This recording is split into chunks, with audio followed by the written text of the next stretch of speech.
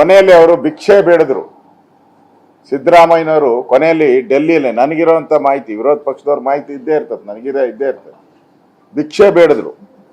ನನಗೆ 3 ತಿಂಗಳು ಒಂದು ಅವಕಾಶ ಕೊಡಿ, ಈ ವರದಿಯನ್ನು ಸಂಪೂರ್ಣ ಮಾಡಿ ಈ ವರದಿನ ತಗೊಂಡ್ಬಿಡ್ತೀನಿ, ಇನ್ನೂ ಅನ್ಫಿನಿಶ್ ಇದೆ, ಫೈನಲ್ ಟಚ್ ಅಪ್ ಮಾಡಬೇಕು, 3 ತಿಂಗಳ ಟೈಮ್ ಕೊಡಿ ಅಂದರೆ 3 ದಿನಾನೂ ಟೈಮ್ ಕೊಡಲ್ಲ ಅಂತ ಹೇಳಿದ್ರು ಅವರು. ಇದು ಪಕ್ಕಾ ನ್ಯೂಸ್. 3 ದಿನಾನೂ ಟೈಮ್ ಕೊಡದೆ 2 ದಿನದಲ್ಲಿ ಗೇಟ್ ಪಾಸ್ ಕೊಟ್ಟಂಥದ್ದು ಈ ಕಾಂಗ್ರೆಸ್ಸಿನ ಸಂಸ್ಕೃತಿಯನ್ನ ಸ್ಪಷ್ಟವಾಗಿ ತೋರಿಸ್ತಾ ಇದೆ.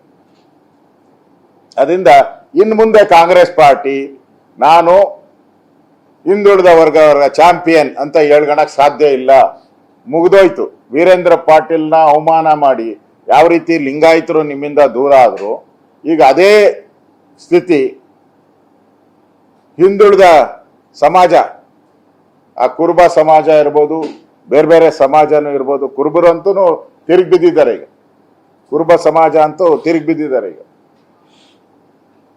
ಎಲ್ಲರೂ ಕೂಡ ಇವರಿಗೆ ಸರಿಯಾದಂಥ ಪಾಠ 2028ಕ್ಕೆ ನಿಮ್ಗೆ ಸರಿಯಾದಂಥ ಪಾಠವನ್ನ ಈ ರಾಜ್ಯದ ಸಮುದಾಯಗಳು, ಯಾವ ಹಿಂದುಳಿದ ವರ್ಗದ ಸಮುದಾಯದಿದೆ, ಅವರು ಪಾಠವನ್ನ ಕಲಿಸ್ತಾರೆ ಅನ್ನೋ ಒಂದು ಎಚ್ಚರಿಕೆಯನ್ನು ಕೂಡ ನಾನು ಕಾಂಗ್ರೆಸ್ ಸರ್ಕಾರಕ್ಕೆ ಕೊಡ್ತಾ ಇದ್ದೀನಿ.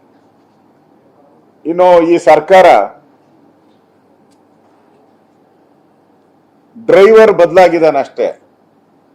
ಈ ಸರ್ಕಾರದಲ್ಲಿ ಡ್ರೈವರ್ ಬದಲಾಗಿದ್ದಾನೆ, ಬಸ್ ಅದೇ, ಸೀಸ್ ಆಗಿರೋ ಬಸ್ಸೇ ಅದೇ,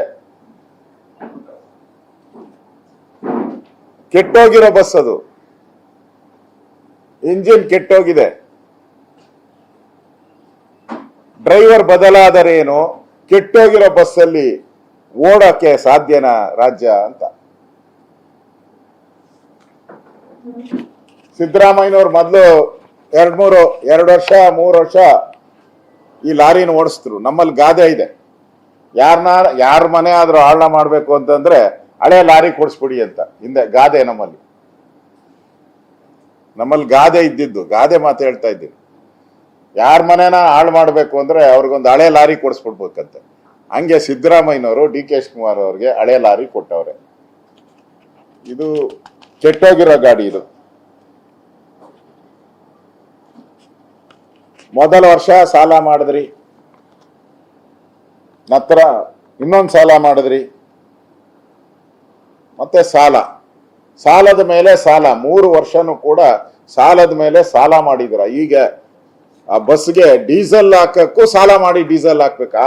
ಆ ತರದ ಬಸ್ಸು ಇವತ್ತು DK ಶಿವಕುಮಾರ್ಗೆ ಕೊಟ್ಟಿರುವಂಥದ್ದು. ನಾನು ಈ ಸರ್ಕಾರ ಕೇಳಕ ಇಷ್ಟಪಡ್ತೀನಿ, ಮುಖ್ಯಮಂತ್ರಿ ಬದಲಾದ್ರೆ ಲೆಕ್ಕಪತ್ರ ಬದಲಾಗ್ತೈತ?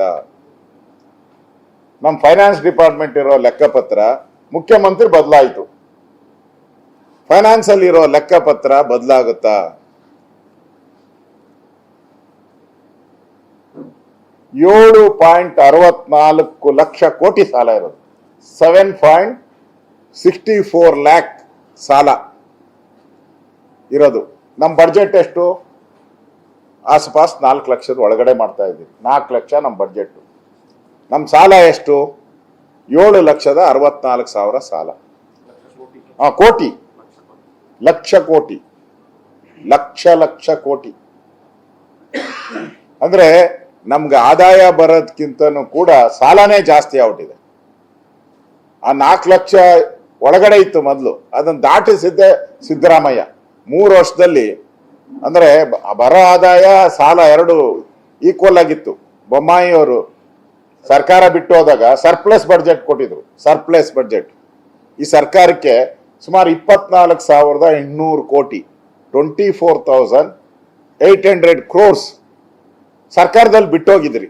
ನಮ್ಮ ಸರ್ಕಾರದ surplus budget on record, it is A surplus budget. ಮತ್ತೆ ಬಡ್ಜೆಟ್ ಅಸೆಂಬ್ಲಿಯನ್ನು ಕೂಡ ಸರ್ಪ್ಲಸ್ ಬಡ್ಜೆಟ್ ಅಂತಾನೆ ಮಂಡನೆ ಮಾಡಿದ್ ನಾವು. ಸಿದ್ದರಾಮಯ್ಯ ಬಂದ ಮೇಲೆ ಅದನ್ನ 7,64,000 ಕೋಟಿಗೆ ಏರಿಸಿದ್ರು.